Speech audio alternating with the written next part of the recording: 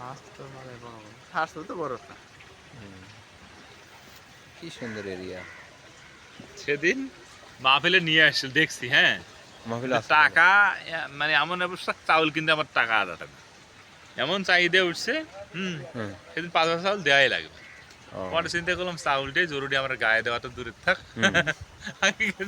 মানে ব্যবসায়ী লোকের টাকা কিন্তু কম হয়, সবসময় কম। হুম। হ্যাঁ, যখন চাহিদা পায় তখন বলছে কেমনি হোক ওই ডেলিভারি দেওয়া লাগবে। আমার সকালবেলা টাকা, সকালবেলা 1 টাকাও ছিল না আমার, 20-30 টাকা ছিল, এখন তার এই 3,000 টাকা পরে ঢুকে আছে।